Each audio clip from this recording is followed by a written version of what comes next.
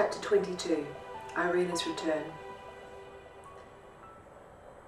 Irina dismounted from the white mare, and a stable boy came to lead the horse away. "This is Adriel," Irina said. "Please look after her." "Yes, Your Highness," said the stable boy, bowing his head. William watched this interaction with surprise, as he had when Irina had spoken so boldly to the crowd. She seemed so calm. Little did he know that she was dizzy from all the attention and was fighting to keep her composure. Turning away from the stable boy, she faced the flight of marble steps that led up to Ragnall Castle. They seemed to go on forever. She swallowed. Her mouth was as dry as the dusty roads they had left behind. She took the steps slowly, careful not to slide on the slippery marble. Her neck was damp under her thick hair. When they reached the top, the heavy doors were pulled inwards by servants, and the group entered. Out of the sunlight, Irina felt suddenly cold. The corridor smelled of old stone and torch smoke. Amicus fluttered above her and came to land on her shoulder. She glanced back at William, who gave her a reassuring wink. The little group made their way down the echoing hallway and stopped at another set of wooden doors. A vast sword was carved across them, inlaid with jewels. Irina read the words engraved underneath. "When the tyrant escapes his icy cave, and horizons teem with hail like boulders, when of priestesses and kings a child brave comes wearing Jun's cape around her shoulders, when Ragnar's daughter rides the wild beast white, the longed-for age of peace will have begun, and from the edge of a battle-scarred night outpours my answer, says the Shining One. In the darkness of each heart waits a pyre, for truth to ignite with her holy fire." Two servants stepped forward to open the doors, and Irina stood facing a vast room. At the far end were the king and queen sitting on their tall thrones, and to one side of the queen was a row of girls, the princesses. They seemed very far away. The floor was polished, and there were rows of soaring columns, while the ceiling was a series of cupolas painted with scenes from Ragnar's history and hung with massive crystal chandeliers. Most beautiful of all were the windows. They contained glass, which Irina had never seen. Each window was a different colour and framed by the carvings of winged creatures. As Irina stepped forward, the sunlight through the windows played over her skin, red and blue, gold and violet, and emerald green. "Let me meet my destiny with courage," she said to herself. How dearly, at that moment, would she have loved to turn around and run all the way back to the safety of Stony Creek Farm. How strange and distant the royals looked, so tall and elegant on their thrones. Her prayer floated into the coloured light under the arched ceiling. Irina walked boldly as she could towards the king and queen. When she was within a few feet of them, she stopped and knelt, bowing her head. "Rise," commanded King Harmon. "Who are you?" Irina stood. "I am Irina, the daughter who was stolen from you in infancy by the executioner's son, Vilmos. I was raised by a she-wolf, Sheka, until a bear came to the wolf's den. Terrified, I ran from the forest to the meadows and fell exhausted by a river. There I was found by a farmer. the good William you see by my side. He and his wife Octavia made me human again, raising me among decent folk, until the wise one Razel discovered me and sent word to you that I lived. Irina felt the eyes of the Queen on her, full of longing. The youngest princess was barely more than a baby, tottering on chubby legs.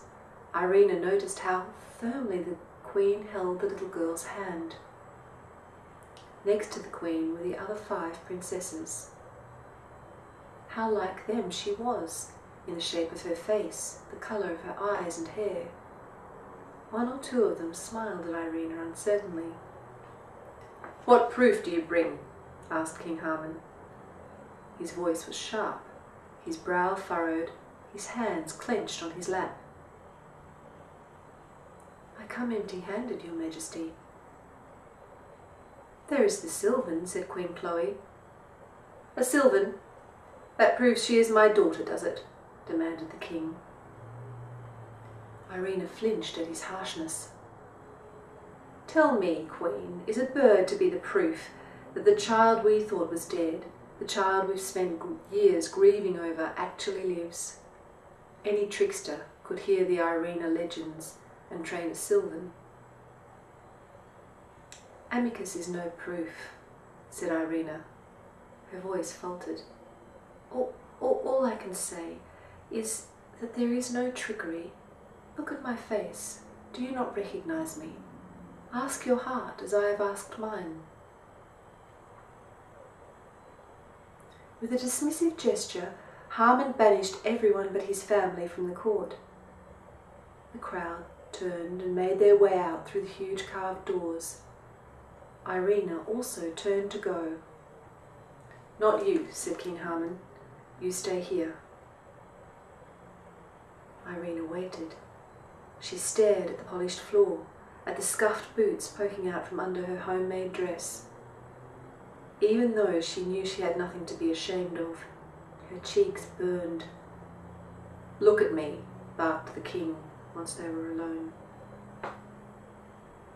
Irina looked at the king and saw courage and intelligence alongside of fierce strength.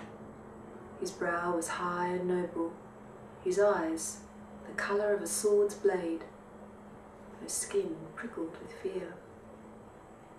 What if he thought she was lying? What would he do to her, or worse, to Octavia and William? "I shall ask you one thing," the king said, "and don't try to deceive me, because I can smell a liar a league away." "Yes, Your Majesty." "You called the Sylvan by the name of Amicus, is that correct?" "Yes, sir."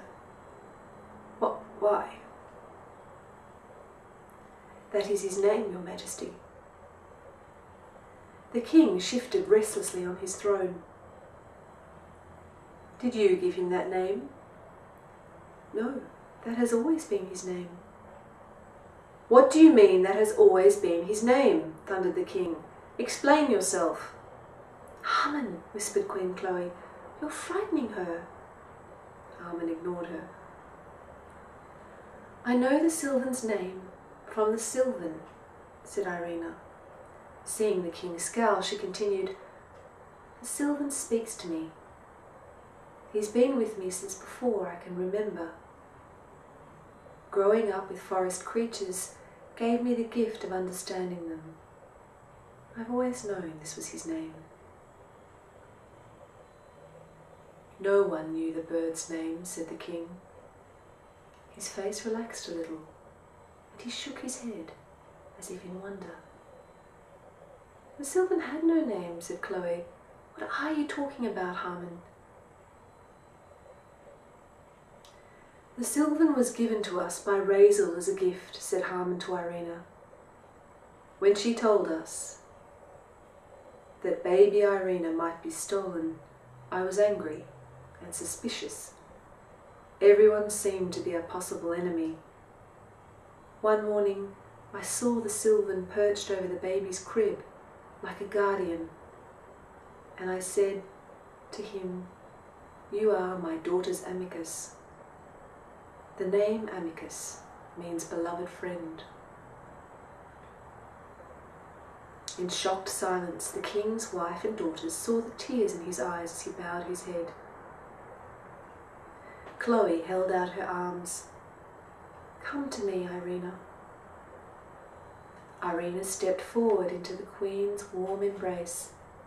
Somewhere in the Queen's softness, voice and fragrance, Irina recognized a love she had forgotten, a vague and dreamy warmth from her babyhood.